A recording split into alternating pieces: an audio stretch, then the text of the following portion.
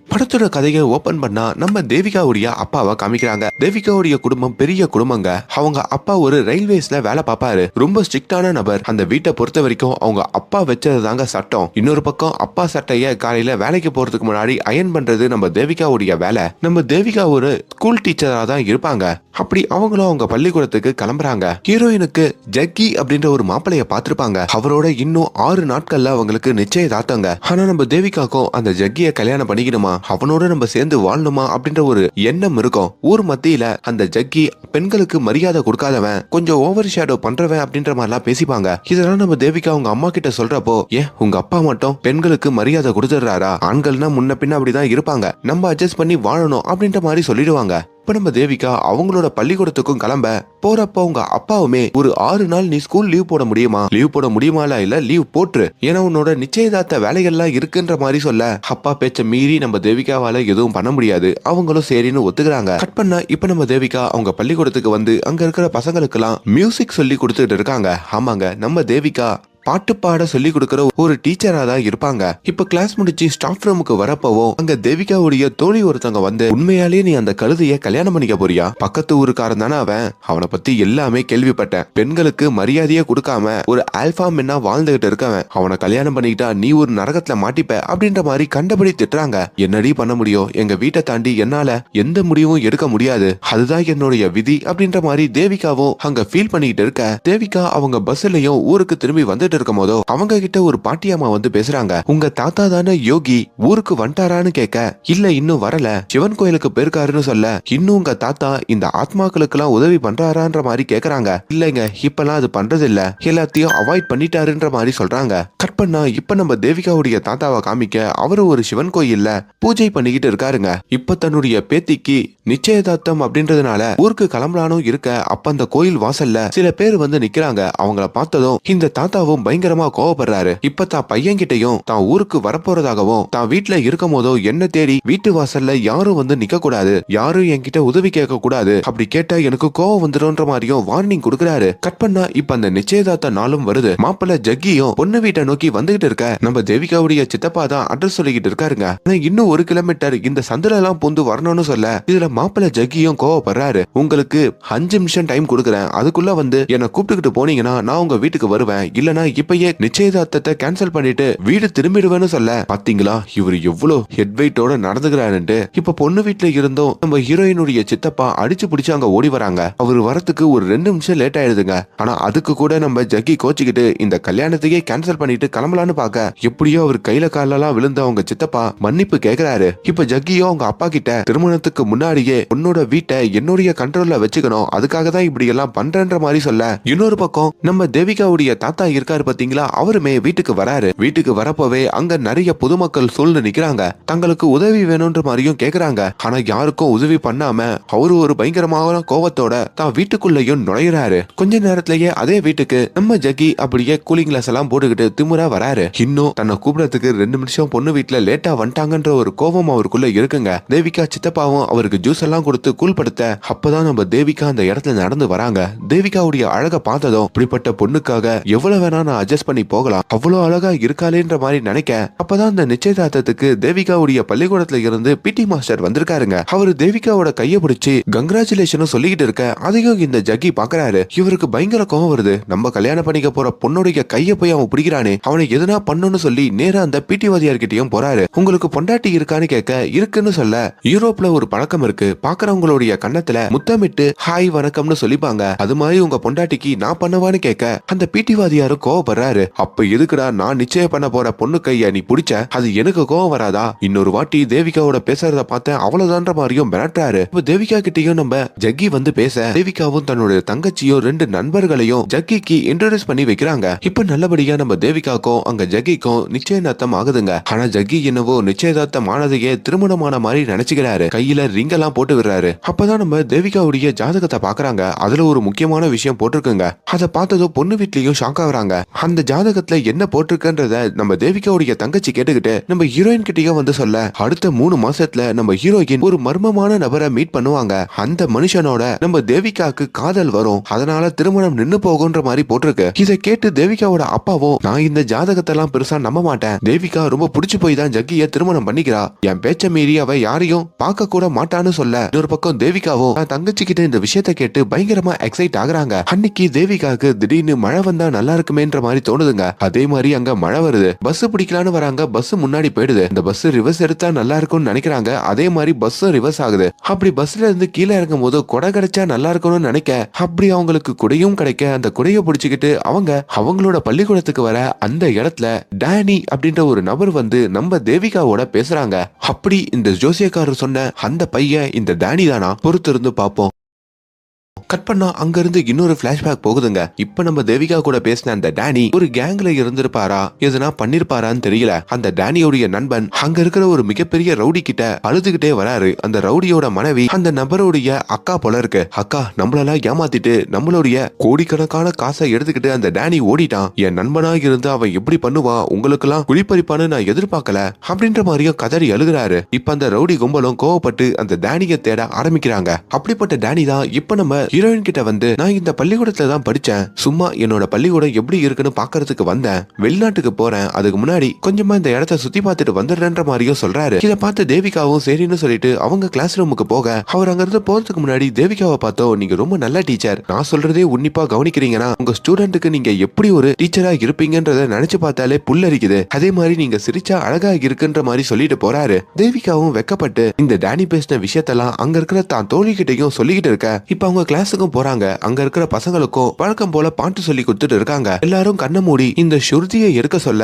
அப்பதான் ஜன்னல் வழியா பார்க்கும் போது அந்த டேனி அங்க பிடி வாதியாரோட சிரிச்சு பேசிட்டு இருக்கிறத கவனிக்கிறாங்க. அப்ப அந்த டேனியும் நம்ம தேவிகாவை கவனிக்க, இப்ப டேனி நம்ம ஹீரோயினுடைய கிளாஸ் ரூமுக்கே வராங்க. நான் சின்ன வயசுல இந்த கிளாஸ் ரூம்ல தான் படிச்சேன், அப்படியே பின்னாடி உட்காந்து கொஞ்ச நேரம் இந்த கிளாஸ அப்படியே கவனிச்சுட்டு போட்டுமா அப்படின்ற மாதிரி கேட்டு அப்படியே பின்னாடி போய் உட்காந்துக்க, இந்த டேனி முன்னாடி நம்ம தேவிகாக்கும் பாடம் எடுக்கிறதுக்கு கொஞ்சம் ஷையா இருக்குங்க. அவங்களும் பாட்டெல்லாம் பாடி அங்க எல்லாருக்கும் சொல்லிக் கொடுக்க, டேனியும் அதை பார்த்து இன்னும் இம்ப்ரெஸ் ஆகுறாரு. இந்த சிரிப்போடையே நம்ம தேவிகா பள்ளிக்கூடம் முடிஞ்சு அப்படியே வீட்டுக்கு கிளம்ப, அப்ப பஸ்ல போயிட்டு இருக்கும் போதோ அங்க ஒரு ட்ரக்ல நம்ம டேனி நம்ம தேவிகாவை ஃபாலோ பண்றாரு. உங்க குரல் ரொம்ப நல்லா இருக்கு மேடம் அப்படின்ற மாதிரியும் சொல்ல, தேவிகா யாருன்னா பாத்துட போறாங்க போன்ற மாதிரி நம்ம டேனிய அங்க இருந்து போ சொல்ல, ஒரு பஸ் ஸ்டாப்ல இறங்கியும் இந்த டேனி கூட தேவிகா உங்களுக்கு என்ன பிரச்சனை, எதுக்கு என்ன ஃபாலோ பண்ணிக்கிட்டே இருக்கீங்கன்னு கேட்க, நேத்து நீங்க கிளாஸ் ரூம்ல பாடின பாட்டு என் மைண்ட்லயே ஓடிட்டு இருக்குங்க, என்னால வெளியே வர முடியல, உங்க டேலண்ட்டுக்கு நான் ஒரு பரிசு கொடுக்கணும்னு விரும்புறேன், தயவு செஞ்சு வேணான்னு சொல்லாதீங்க, அக்செப்ட் பண்ணிக்கங்கன்னு சொல்ல, இப்படி நானளவுல டேனியோட பேச்சை கேட்டு கேட்டு தேவிகாக்கும் இம்ப்ரெஸ் ஆகுது. அதுக்கப்புறம் இவங்க ஒரே பஸ்ல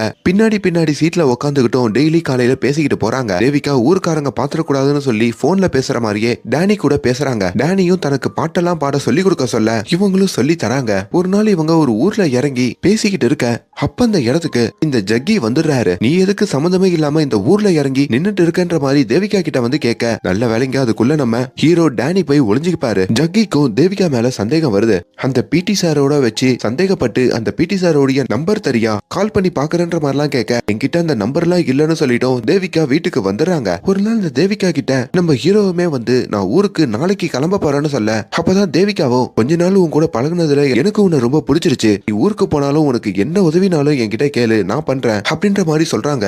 இந்த நொடிக்காக தான் நம்ம டேனி ரொம்ப நாள் காத்திருப்பாருங்க. இப்பவே அந்த உதவியை பண்ண முடியுமான்னு கேட்க தேவிகாவும் சரின்னு சொல்றாங்க. ஆக்சுவலி தேவிகா நான் உன்னை பார்க்க வரல, உன்னுடைய தாத்தாவை பார்க்கறதுக்கு தான் வந்தேன். உங்க தாத்தாக்கு இந்த இறந்து போன ஆத்மாக்கள்லாம் கண்ணுக்கு தெரியும்னு சொல்லுவாங்கல்ல, அப்படி உங்க தாத்தா தான் எனக்கு இந்த விஷயத்துல உதவ முடியும்னு சொல்ல, பதிலுக்கு தேவிகாவோ இப்ப எங்க தாத்தா இந்த மாதிரி ஆத்மாக்களுக்கு உதவுறது இல்ல, அவர் இந்த மாதிரி ஆத்மாக்களுக்கு முன்னாடி உதவுறதுனால எங்க குடும்பத்துக்கு நிறைய பிரச்சனைகள் வந்தது, இப்ப அதை முற்றிலுமா அவாய்ட் பண்ணிட்டாரு அப்படின்ற மாதிரியும் சொல்றாங்க. அங்க டேனியும் ரொம்ப கெஞ்சி உங்க தாத்தா உதவலனா பரவாயில்ல, அட்லீஸ்ட் நீங்களாச்சும் உதவி பண்ணுங்கன்னு கேட்க, என்னால எப்படி பண்ண முடியும், என் கண்ணுக்கெல்லாம் ஆத்மா தெரியாதே அப்படின்னு தேவிகா சொல்றாங்க. அங்கதான் டேனி ஒரு ட்விஸ்டா கொடுக்கறாரு. ஆத்மா தெரியலனா நான் எப்படி தேவிகா உன் கண்ணுக்கு தெரியறேன், நானே ஒரு ஆத்மா தான் தேவிகா இருக்கா அப்படின்ற மாதிரியும் சொல்ல இதுல அவங்களும் ஷாக் ஆகுறாங்க. என்ன டேனி சொல்லிக்கிட்டு இருக்கீங்கன்ற மாதிரி கேட்க அங்க ஒரு லாரி வருதுங்க. நம்மளனா பாரு அப்படின்னு அந்த லாரி முன்னாடியும் நம்ம டேனி போய் நிக்கிறாரு. டானிய கிராஸ் பண்ணிட்டு அந்த லாரி போகுதுங்க. டேனிக்கு ஒன்னும் ஆகல. அப்பதான் தெரியுது நம்ம எவ்வளவு நேரம் பழகிட்டு இருந்த அந்த டேனியே ஒரு ஆத்மாதான்னு சொல்லி.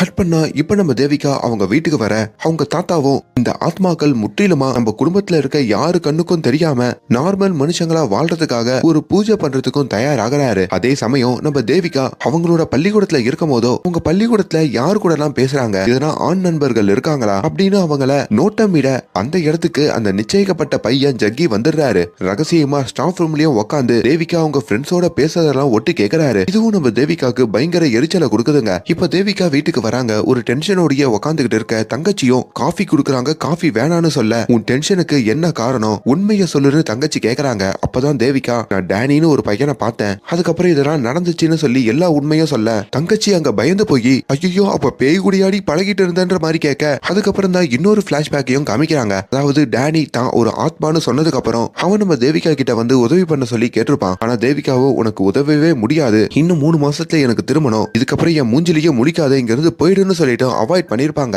அப்பதான் டேனியும் சென்டிமெண்ட் ஆகி முதல்ல உதவி கேட்டு உங்க தாத்தா கிட்ட தான் போனேன், உங்க தாத்தா மூஞ்சில அடிச்ச மாதிரி பதில் சொல்லிட்டாரு, அப்புறம் எங்க போறதுன்னு தெரியாம ஒரு பஸ் ஸ்டாண்ட்ல வந்து நிக்கும் போதோ எல்லாரும் என்ன கிராஸ் பண்ணி போய் பஸ் ஏறினாங்க, நீ மட்டும்தான் என்ன தள்ளி போக சொல்லி பஸ் ஏறின, அப்பதான் உன் கண்ணுக்கும் நான் தெரிகிறேன்றத கன்ஃபார்ம் பண்ண, அதனாலதான் உன்கிட்ட உதவி கேட்டுட்டு இருக்கேன், தயவு செஞ்சு உதவி பண்ணுன்ற மாதிரி கேக்குறாரு. அவங்க முடியாதுன்னு சொன்னாலும் அவங்க போற வர எல்லா இடத்துக்கும் இந்த டேனி போறாரு வராரு, ஹெல்ப் பண்ணுன்ற மாதிரியே கெஞ்சிக்கிட்டே இருக்காரு. தேவிகா கிளாஸ் ரூமுக்கு வந்தா கூட சின்ன பசங்க எல்லாம் பாட்டு பாடுறாங்களா, கூட சேர்ந்து இந்த டேனியும் பாட்டு பாடி தேவிகாக்கு இம்சை கொடுக்குறாரு. அதனாலேயே அங்க நல்லா பாட்டு பாடுற ஒரு பொண்ணை நம்ம தேவிகா போட்டு திட்டி விட்டுறாங்க. ஸ்டாஃப் ரூமுக்கு வந்தா கூட அங்கேயும் இந்த டேனி வந்து உக்காந்துக்கிறாரு. அந்த பிடி சார் பக்கத்திலேயே உட்காந்து பிடி சார் அவங்க பொண்டாட்டிக்கு தெரியாம பிரேமா அப்படின்ற மாதிரி ஒரு லேடிய வச்சிருக்காராம். அந்த விஷயத்தையும் நம்ம தேவிகா கிட்ட சொல்ல இப்படி நிறைய குறும்புத்தனத்தை நம்ம ஆத்மாவா நம்ம டேனி பண்ணிக்கிட்டு இருக்காரு. இப்ப இந்த எல்லா கதையும் நம்ம தேவிகா அவங்க தங்கச்சி கிட்ட சொல்லி முடிக்க இப்பயும் அந்த டேனி இந்த ரூம்ல தான் இருக்கான்னு சொல்றாங்க. இதுல அவங்க தங்கச்சியும் ரொம்ப பயப்பட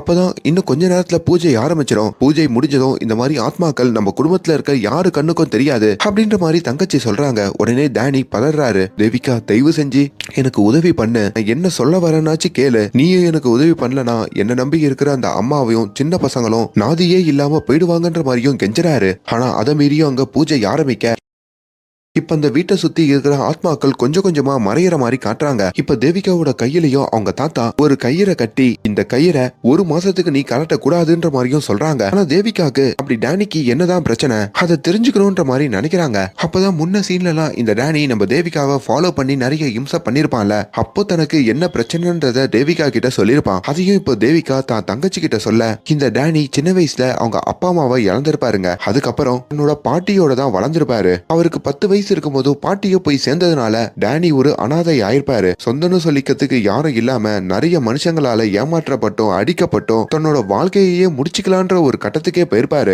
அப்படி ஒரு கட்டத்துலதான் துர்காண்ணா அப்படின்ற மாதிரி ஒருத்தரை நம்ம டேனி பார்த்திருப்பாரு. முன்னாடி ஒரு ரவுடிய பத்தி சொன்ன பாத்தீங்களா, அந்த ரவுடி தாங்க அந்த துர்கா. அப்படி துர்காவோட சின்ன வயசுலயே நம்ம டேனி சேர்ந்திருப்பாரு. அப்படி துர்காவே அவரை வளர்த்ததுனால அவருடைய ஒரு ரைட் ஹேண்டா மாறி நம்ம டேனியும் பெருசானதும் ஒரு ரவுடி ஆயிருப்பாரு. அப்படியான கட்டத்துல தான் 60 வயசுல காயத்ரி அம்மா அப்படின்ற மாதிரி ஒரு லேடிய காமிக்கிறாங்க. இந்த லேடி அதே சிட்டில ஒரு அநாத ஆசிரமத்தையும் நடத்துவாங்க. அவங்கள நம்பி 100 குழந்தைகள் இருப்பாங்க. அவங்க எல்லாரையும் பார்த்துக்கிட்டு அவங்களோட சந்தோஷமா இருந்துகிட்டு 100 பேருக்கு தாயா இருப்பாங்க. அப்படி ஒரு டைம்ல தான் அவங்க சிட்டியோட மையத்துல தான் அநாத ஆசிரமத்தை வச்சிருப்பாங்க. அந்த இடத்தை எப்படின்னா இந்த துர்கா இருக்காரு பாத்தீங்களா, அவரு அபகரிக்கணும்னு நினைக்கிறாரு. இந்த விஷயத்த தன்னுடைய வளர்ப்பு பையனான டேனி கிட்டயும் சொல்லுவாரு. ஆனா நீ கேட்டு நான் எதுவுமே செய்யாம இல்லனா அந்த நிலம் உங்களுக்கு தான் அப்படின்ற மாதிரியும் டேனி சொல்ல கட் பண்ணா இப்ப அந்த அநாத ஆசிரமத்தை காமிக்கிறாங்க. அங்க ஒரு வயசானவரு குடிக்க தண்ணி இருக்கா அப்படின்ற மாதிரி கேட்டு அந்த காயத்ரி அம்மா கிட்டயும் வர அவங்களும் குடிக்க தண்ணி கொடுத்து அவருக்கு சாப்பிட சாப்பாடு கொடுத்து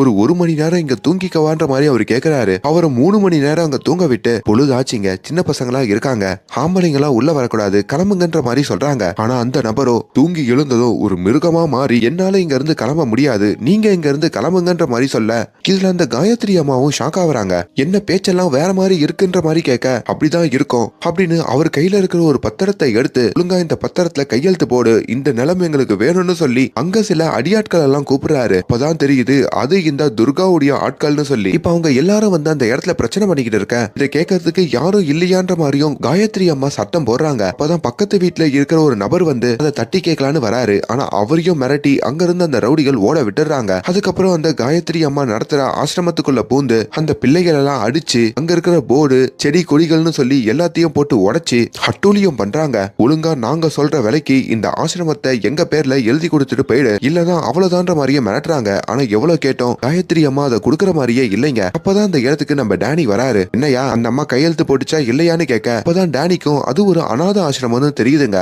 அந்த ஆசிரமத்துல இருக்கிற குழந்தைகள் எல்லாம் அடிக்கிறாங்க, அடிச்சுதான் கையெழுத்து வாங்கி இந்த பேரை அண்ணன் பேருக்கு மாத்த போறாங்கன்ற மாதிரியும் புரியுது. ஐயோ எவ்வளவு பெரிய தப்ப பண்ணுமா, நம்மளும் ஒரு காலத்துல அனாதையா இருந்தவன் தானே அப்படின்ற மாதிரி டேனி ஃபீல் பண்றாரு. அந்த காயத்ரி அம்மா கையெழுத்து போட்டு கொடுக்கற வரைக்கும் அவங்க வீட்லயே அந்த ஆசிரமத்திலேயே இந்த ரவுடிகளா தங்குறாங்க. அந்த சின்ன குழந்தைகளை வச்சு கை கால் அமுக்க சொல்லியும் அவங்களை படிக்க விடாமையும் நிறைய கொடுமைகள் படுத்துறாங்க. அங்கேயே குடிச்செல்லாம் கூத்தடிக்கிறாங்க. இதை ஒவ்வொரு நாளும் டேனியும் கூட இருந்து கவனிக்க அவருக்கு பயங்கரமான குற்ற உணர்ச்சி ஏற்படுதுங்க. இந்த விஷயத்த தன்னுடைய துர்கானா கிட்டையும் சொல்ல அவங்களும் என்ன மாதிரி அனாதானா இங்க நம்ம ஆட்கள் அவங்கள ரொம்ப கொடுமைப்படுத்துறாங்க அப்படின்ற மாதிரியும் சொல்றாரு. துர்கானாவும் அதை கேள்விப்பட்டு நாங்க வரண்டான்னு சொல்லிட்டு அவர் இப்ப அந்த அநாத ஆசிரமத்துக்கு வராரு. இந்த சின்ன பசங்களை கொடுமைப்படுத்துற அவரோட அடியாட்களை போட்டு இந்த துர்கானா அடின்னு அடிக்கிறாரு. இப்ப நேரா அந்த காயத்ரி அம்மா கிட்டையும் வந்து அந்த பத்திரத்தை கொடுத்து இது உங்களுடைய நிலம், எனக்கு வேணும்னு தோணுது, உங்களுக்கு ஒரு நல்ல விலையை நான் உங்களுக்கு கொடுக்குறேன், தயவு செஞ்சு கையெழுத்து போட்டு கொடுத்துருங்க, உங்களை தொந்தரவு பண்ண மாட்டோன்ற மாதிரி சொல்ல இதையும் நம்ம டேனி பாக்குறாரு. துர்கானா வந்ததுக்கு அப்புறம் எல்லாம் மாறிடும்னு பார்த்தா அவரும் இவங்களை மிரட்டுறாருன்ற மாதிரி டேனி ஃபீல் பண்றாரு. டேனி இந்த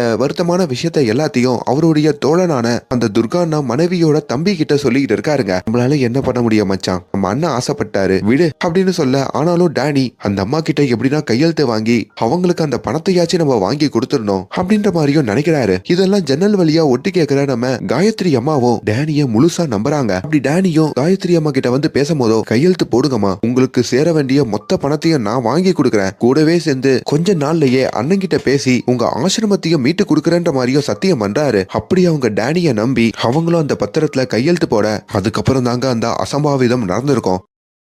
இது வரைக்கும் தான் டேனி நம்ம ஹீரோயின் கிட்டையும் கதையா சொல்லியிருப்பான். இப்ப இந்த விஷயத்தெல்லாம் ஹீரோயின் அவங்க தங்கச்சி கிட்ட சொல்லிட்டு நான் ரிஸ்க் எடுக்க தான் போறேன், இதுக்கப்புறம் என் வாழ்க்கையில 5 டோல் இருக்கு, அந்த 5 டோலையும் கிராஸ் பண்ணி அந்த டேனிக்கு உதவ போறேன், தாத்தா கையில கட்டின அந்த தாயத்தை கலட்ட போறேன்னு சொல்லி அதை கலட்டி தூக்கி அடிக்கிறாங்க. ஆனாலும் டேனி கண்ணுக்கு தெரிய மாட்டான். இப்ப டேனிக்கும் ஹீரோயின் எப்படி உதவி பண்றதுன்னு தெரியாம முழிக்க இப்ப ஹீரோயினும் தூங்கிக்கிட்டு இருக்காங்க. அப்போ அவங்களுக்கு ஒரு கனவு வருதுங்க. டேனியோடைய அந்த துர்கானா இருக்காரு பாத்தீங்களா, அவர் அந்த கனவுல வந்து நம்ம ஹீரோயினை போட்டு தள்ளுற மாதிரி அங்க அவங்களுக்கு கனவு வருது. அவங்களும் பதறி போய் எழுந்துக்க இன்னும் அந்த டேனி நம்ம கண்ணுக்கு தெரியற மாட்டானே எங்க போயிட்டான்ற மாதிரியும் தேடுறாங்க. அப்பதான் அந்த டேனி பள்ளிக்கூடத்துல வந்து நம்ம ஹீரோயினை பாக்குறான். எனக்கு உதவி பண்ணணும்னு நினைச்சதுக்கே ரொம்ப தேங்க்ஸ்ன்ற மாதிரியும் ஹீரோயினுக்கு தேங்க்ஸ் சொல்ல இப்போ ஒரு ஆத்தங்கரையோரம் நம்ம டேனி நம்ம தேவிகாவையும் அவங்க தங்கச்சியும் கூட்டிட்டு வந்து பேச அவங்க தங்கச்சி கண்ணுக்கு இந்த டேனி தெரிய மாட்டாரு. தேவிகா கிட்டையும் நம்ம ஹைதராபாத்துக்கு போனோம், அங்கதான் அந்த ரவுடி பையன் இருக்கான், அங்க போனாதான் அந்த காயத்ரி அம்மாவை நம்ம காப்பாத்த முடியும்னு சொல்ல, ஆனா ஹீரோயினும் என்னால ஹைதராபாத்துக்கு வர முடியாது, எங்க வீட்டை தாண்டி ஏன் எங்க ஊரை தாண்டி நான் எங்கேயுமே இந்த 25 வருஷத்துல போனது இல்லைன்னு சொல்ல, அப்பதான் நம்ம ஹீரோயினுக்கு ஒரு காரணம் கிடைக்குது. என்னோட பள்ளிக்கூடத்துல படிக்கிற ஒரு சின்ன பொண்ணு ஹைதராபாத்ல ஒரு சிங்கிங் ஷோல செலக்ட் ஆயிருப்பாங்க. அப்படி அந்த சின்ன பொண்ணுக்கு உதவி பண்ண போய் அப்படி அந்த சின்ன பொண்ணோட ஒரு 5 நாளைக்கு ஹைதராபாத்துக்கு போலாம், இத சொல்லி வீட்டுல பர்மிஷன் கேட்கலாம், அப்படியே டேனி சொன்ன உதவியையும் பண்ணிட்டு வந்துடலான்ற மாதிரியும் யோசிக்கிறாங்க. இப்ப நேரா அந்த சின்ன பொண்ணுடைய வீட்டுக்கு வர அந்த சின்ன பொண்ணுக்கு அப்பா அம்மாலாம் இல்லைங்க, ஒரு மாமா மட்டும் தான் இருப்பாரு. அவருடைய பேரு சுகுமாரன். அவரும் பனியன் போடாம வெளியே வந்து என்ன வேணும்னு கேட்க ஹீரோயினை பார்த்ததும் ட்ரெஸ் எல்லாம் அட்ஜஸ்ட் பண்ணிக்கிட்டு சொல்லுங்கன்ற மாதிரி கேக்குறாங்க. ஆக்சுவலி நான் பிங்கியோடைய கிளாஸ் டீச்சர், அவளுக்கு நான் தான் பாட்டு சொல்லி கொடுக்குறேன், பிங்கி ஹைதராபாத்ல போயிட்டு ஒரு ஷோல கலந்துக்கிறது எனக்கு ரொம்ப சந்தோஷம், பிங்கியோட உங்களோட நான் ஹைதராபாத்துக்கு வந்து அவ கூட இருக்கணும்னு நினைக்கிறேன், ஆனா எங்க வீட்டுல அதை சொன்னா அக்செப்ட் பண்ண மாட்டாங்க, நீங்க தான் எங்க அப்பா கிட்ட வந்து எப்படின்னா பேசி எங்க அப்பாவை சம்மதிக்க வச்சு என்னையும் உங்க கூடயே கூட்டிட்டு போனோம்னு கேட்க, அப்பதான் ஹீரோயினுடைய அப்பா இந்த சுகுமாரன் வேலை பாக்குற அதே ரயில்வேஸ்ல தான் வேலை பாக்குறாருன்னு தெரியுது. உங்க அப்பா ரொம்ப நல்ல டைப் தான், நீங்க ஒன்னும் கவலைப்படாதீங்க, நான் உங்க அப்பா கிட்ட வந்து பேசுறேன்னு சொல்லிட்டு அடுத்த நாள் இந்த சுகவும் ஹீரோயினோட அப்பாவோட காலிலேயே விழுந்து உங்க பொண்ணை மட்டும் எங்களோட ஹைதராபாத்துக்கு அனுப்புங்க, ஒரு 4 நாள் மட்டும் அனுப்புனா போதும், பிங்கி நல்லா பாடத்துக்கு அந்த காம்படிஷனை செலக்ட் ஆகிறதுக்கும் இவங்களாலதான் உதவி பண்ண முடியும்ன்ற மாதிரியும் கேக்குறாரு. ஆனா ஹீரோயினுடைய அப்பாவும் மேல கீழே பார்த்துட்டு, பொண்ணுக்கு கல்யாணம் வேற வச்சிருக்கேன், வீட்டுல தான் இருக்கணும், இது வரைக்கும் வீட்டை விட்டு வெளியே போனது இல்ல, பட் சின்ன குழந்தைக்காக நீ கேக்குற, எதுக்கோ நான் யோசிச்சு சொல்றேன்ற மாதிரி அவர் அங்க இருந்து கிளம்பிடுறாரு. ஆனாலும் நம்ம ஹீரோயின் கிட்ட வந்து நீ இந்த வீட்டை விட்டு வெளியே போக கூடாது அப்படின்ற மாதிரி ஹீரோயினோட அப்பா ஸ்ட்ரிக்டா சொல்லிட. ஆனா ஹீரோயின் அந்த வீட்டை விட்டு ஓடணும்னு நினைக்கிறாங்க. ஓடி போயாச்சு நம்ம டேனிக்கு ஹெல்ப் பண்ணணும்னு நினைக்கிறாங்க. அப்படி அவங்க வீட்டு செவருகதி குடிச்சு இந்த 2வது டோலையும் கிராஸ் பண்ணி தங்கச்சியோட பைக்ல அந்த சுகுமாரன் காருக்கு போக, அப்படி சுகுமாரனுடைய கார்லயும் வந்து உட்கார்றாங்க. சுகுமாரனும் காரு முன்னாடி தேங்காவெல்லாம் உடைச்சு அப்படியே மெல்ல கிளம்ப, அங்கதான் ஹீரோயினுக்கு டேனி எங்க போனா அப்படின்ற ஒரு பதட்டம் வருது. பார்த்தா அவர் அந்த கார் மேல தாங்க உட்காந்துக்கிட்டு இருக்காரு. அப்படி இவங்க சந்தோஷமா அங்க இருந்து ஹைதராபாத்துக்கும் கிளம்புறாங்க. இன்னொரு பக்கம் அக்காவை ஹைதராபாத்துக்கு அனுப்பிட்டு தங்கச்சியும் வீட்டுக்கு வர, அப்ப மாப்பிள்ளை வீட்டுல இருந்து வேற ஹீரோயினுடைய அப்பாவுக்கு கால் வருதுங்க. ஏதோ ப்ரீ வெட்டிங் போட்டோ ஷூட்டா, மாப்பிள்ளை இன்னும் 10 நிமிஷத்துல வீட்டுக்கு வந்துருவாரு, உங்க அக்காவை போய் ரெடியாக சொல்லுன்ற மாதிரி ஹீரோயினுடைய அப்பா சொல்ல, கதா ஓடி போயிட்டாலே இப்ப யாருக்கிட்ட சொல்றதுன்ற மாதிரி தங்கச்சியும் முழிச்சுக்கிட்டே மேல வராங்க. அப்படி மேல வந்து ஒரு லெட்டரை எடுத்துக்கிட்டு வந்தோம் அவங்க அப்பா கிட்ட கொடுக்க, அதுல நம்ம ஹீரோயினும், அப்பா நான் ஹைதராபாத்துக்கு போறேன், நான் ஒன்னும் கல்யாணத்தை நிப்பாட்டிட்டுலாம் ஓடி போகல, வந்து அவனையே கல்யாணம் பண்ணிக்கிறேன், நான் அந்த பிங்கி பொண்ணோட ஒரு டீச்சரா தான் ஹைதராபாத்துக்கு போயிருக்கேன், 4 நாள்ல திரும்பி வந்துருவேன்ற மாதிரி போட்டிருக்கு. இதை பார்த்து அவங்க அப்பாவும் டென்ஷன் ஆக, ஆனா ஹீரோயினுடைய அம்மா சந்தோஷப்படுறாங்க. என்னோட பொண்ணு வாழ்க்கையிலேயே முதல் வாட்டி அவளுக்கு பிடிச்ச விஷயத்த பண்ணிருக்கா அப்படின்ற மாதிரியும் நினைக்கிறாங்க. ஆனா இதெல்லாம் ஹீரோயினோட அப்பாவுக்கு சுத்தமா பிடிக்கல. இன்னும் கொஞ்ச நேரத்துல மாப்பிள்ளை வீட்டுக்கு வந்தா அந்த சந்தேக பேர்வழிக்கு வேற என்ன பதில் சொல்றதுன்னு தெரியாம முழிக்கிறாரு. அப்படி கொஞ்ச நேரத்திலேயே இந்த ஜக்கி வேற ஒரு போட்டோகிராஃபரை கூப்பிட்டுக்கிட்டு வீட்டுக்கு வர, ஹீரோயின் எங்கன்ற மாதிரி கேக்குறாரு. அவ இங்க வீட்டுல இல்ல, கோயிலுக்கு போயிருக்கா, கோயிலுக்கு போயிட்டு அவ சித்தி வீட்டுக்கு எல்லாம் போயிட்டு ஈவினிங் தான் வீட்டுக்கு வருவான்ற மாதிரிலாம் சமாளிக்க, இன்னொரு பக்கம் நம்ம ஹீரோயினும் இந்த சுக்குவோட கார்ல போய்கிட்டு இருக்கும் போதோ இந்த சுக்கு ஹீரோயினுக்கு பசிக்கணும்னு சொல்லி அப்பப்போ சிப்ஸ் வாங்கி கொடுக்கறது, ஜூஸ் வாங்கி கொடுக்கறது, அப்பப்போ காரை நிப்பாட்டிட்டு வேற போன்ல யார் கூடயோ பேசுறதுன்ற மாதிரி நிறைய விஷயங்களை பண்றாரு. இதெல்லாம் பார்க்கும் போதோ ஹீரோக்கும் நம்ம ஹீரோயினுக்கும் ஒரு சந்தேகம் வருது. அப்படி ஹீரோயினும் சுகு கிட்ட நீ யார் கூட போன்ல பேசிக்கிட்டு இருக்கான்னு கேட்க, ஆக்சுவலி சின்ன பொண்ணு பிங்கிக்கு ஒரு அப்பா இருக்காரு போல, அவர் எந்நேரம் குடிச்சிட்டு பிங்கிய போட்டு அடிப்பாரு போல, பிங்கியோட மாமா தான் உங்க அப்பா கிட்ட சண்டை போட்டு பிங்கிய என் கூட கூட்டிட்டு வந்துட்டேன், இப்ப அவரு கூட தான் போன்ல உங்க குழந்தைய கொடுக்க மாட்டேன்னு பேசிக்கிட்டு இருக்கேன், என் கூட இருந்தாதான் பிங்கி சந்தோஷமா இருப்பான்ற மாதிரிலாம் அங்க சொல்ல, இந்த கதையை கேட்டு வேற நம்ம ஹீரோயின் இன்னும் சென்டிமெண்ட் ஆகுறாங்க. இன்னொரு பக்கம் நம்ம ஜக்கி இருக்காரு பாத்தீங்களா, அவருக்குமே நம்ம ஹீரோயின் இப்ப 4 நாள் ஹைதராபாத்துக்கு போயிருக்காங்க அப்படின்ற ஒரு விஷயம் தெரிய வருது. அது தெரிஞ்சதும் அவங்க பயங்கரமா சண்டை போடுறாரு. இன்னொரு பக்கம் ஹீரோயினோட தங்கச்சி வேற நம்ம தேவிகாவுக்கு போன் பண்ண, அப்படி அந்த ஜக்கி அங்க கத்திக்கிட்டு இருக்க எல்லாத்தையும் தேவிகாவும் இந்த சுகுமாரன் போன்ல இருந்து கேக்குறாங்க. என்கேஜ்மெண்ட் எப்போ முடிஞ்சதோ அப்பவே அவ என் பொண்டாட்டி ஆயிட்டான், என் பர்மிஷன் இல்லாம அவ எங்கேயும் போக கூடாது, சாயங்காலத்துக்குள்ள அவ வீட்டுக்கு வரலன்னு வைங்க, நான் ஜெட்டியோட வந்து உங்க வீட்டு முன்னாடி நிப்பேன் அப்படின்ற ஒரு வித்தியாசமான சவாலையும் விடுறாரு. இதுல நம்ம ஹீரோயினுக்கு வேற இன்னொரு பிரச்சனை வருதுங்க.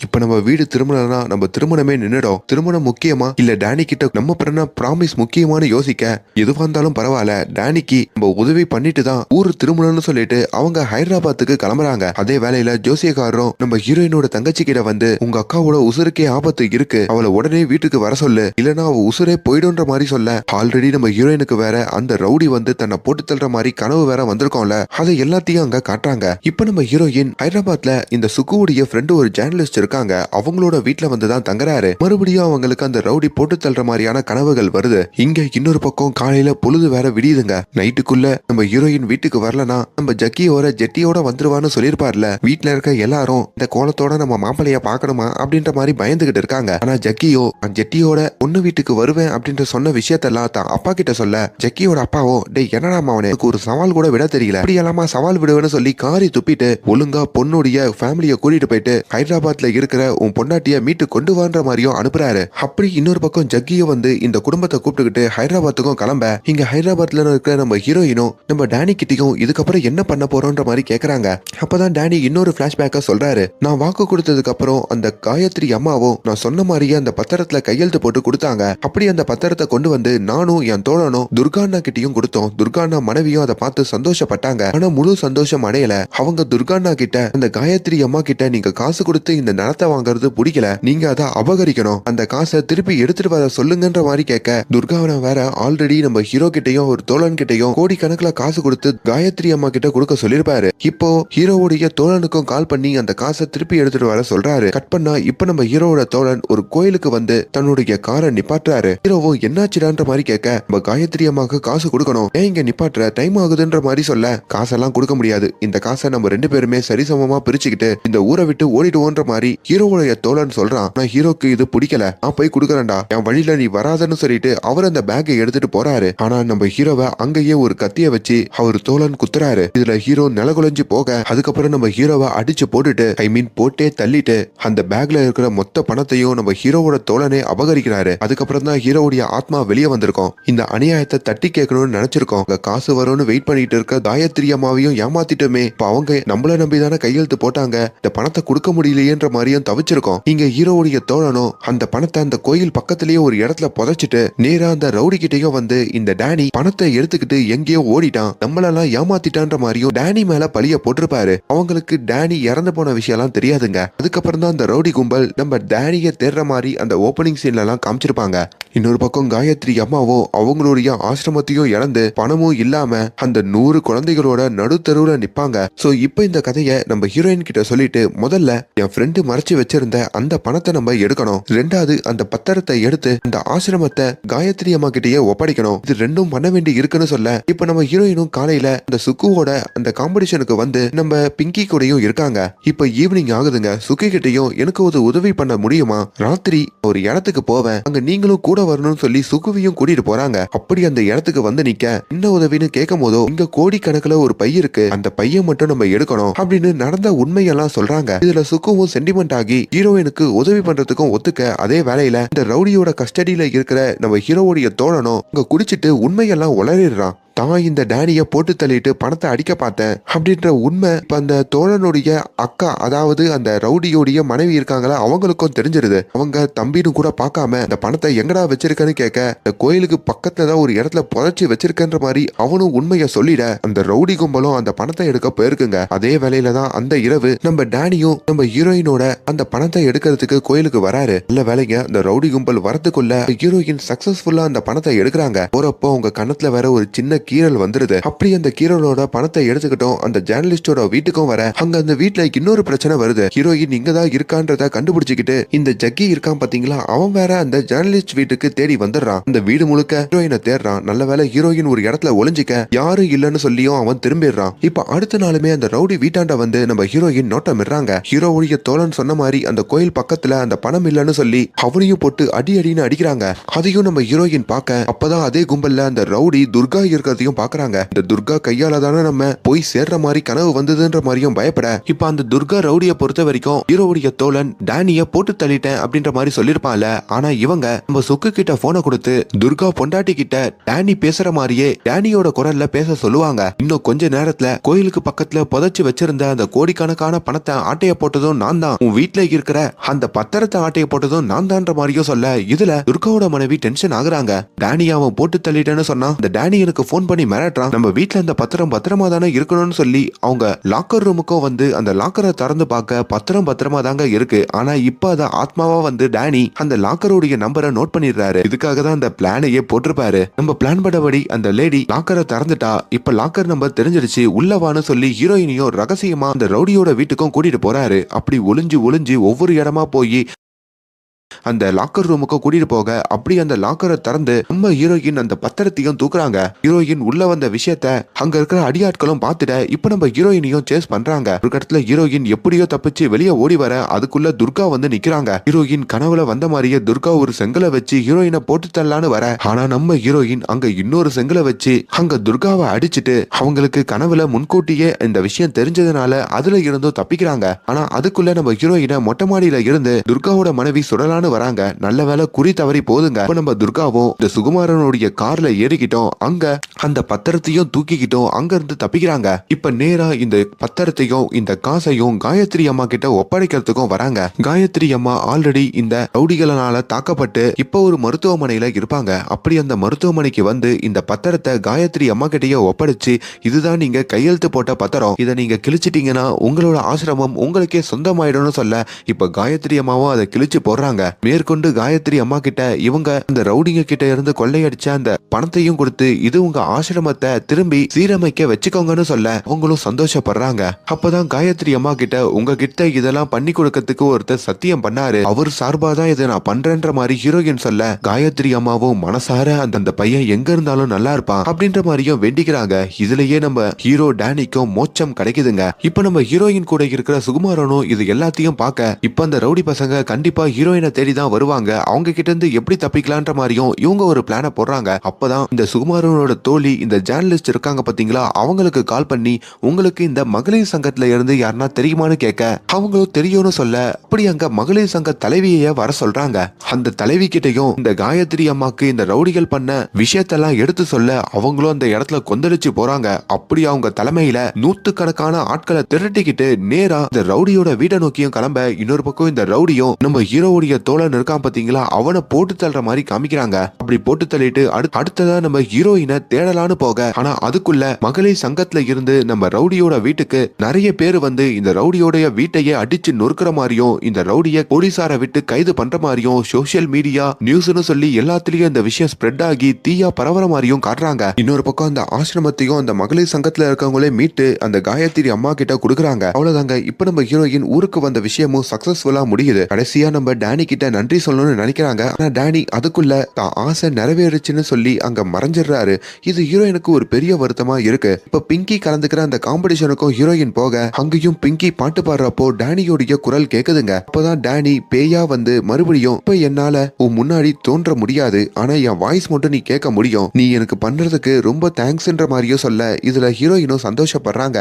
இப்ப நம்ம ஹீரோயினை தேடி ஒரு வழியா அந்த ஜக்கியும் ஹீரோவுடைய அப்பா அம்மாவும் வர இந்த ஜக்கி ஹீரோயினோட கைய பிடிச்சி வா நம்ம ஊருக்கு கிளம்பலான்ற மாதிரியும் கோவப்படுறாரு. ஆனா நம்ம தேவிகா அந்த கையை தட்டி விட்டுட்டு நான் இப்பதான் சுயமா எனக்காக சில விஷயங்களை பண்ண ஆரம்பிச்சிருக்கேன், நான் இப்படியே வாழணும்னு ஆசைப்படுறேன், நான் திருமணம் பண்ணிக்க மாட்டேன்னு சொல்லல, ஆனா இந்த ஜக்கிய திருமணம் பண்ணிக்க மாட்டேன், எனக்கான ஆணை நானே தேர்ந்தெடுத்துக்கிறேன், எனக்கு இந்த திருமணம் வேணான்னு சொல்றாங்க. இதுல ஜக்கியும் கோவப்பட்டு நீ மட்டும் என்ன தாண்டி வேற எதனா ஒரு ஆணை திருமணம் பண்ணிக்கிட்டனா அந்த கல்யாணத்துக்கு ஜெட்டியோட வந்து நிப்பன்ற மாதிரி அங்கேயும் ஒரு கேவலமான சவாலை விட்டுட்டு அங்க இருந்தும் கிளம்ப. ஆனா ஜக்கியோட அப்பா போன் பண்ணி அந்த பொண்ணு அப்படியே விட்டுட்டு வராத, 2 அறை விட்டுட்டு வான்னு சொல்றாரு. ஜக்கி நம்ம ஹீரோயினை அறையலான்னு வர, ஆனா அதுக்குள்ள அந்த பிடி மாஸ்டர் அங்க வந்து நின்னு ஜக்கிய போட்டு வெளுன்னு வெளுக்குறாங்க. கூடயே சேர்ந்து நம்ம சுகுமாரனும் நம்ம ஹீரோயினுக்காக நிக்க அப்படி ஹீரோயின் ஜக்கி போட்ட ரிங்க கலட்டி ஜக்கியோட மூஞ்சிலேயே எரிய இப்ப ஜக்கியும் அங்க இருந்து மிரண்டு கிளம்புறாங்க.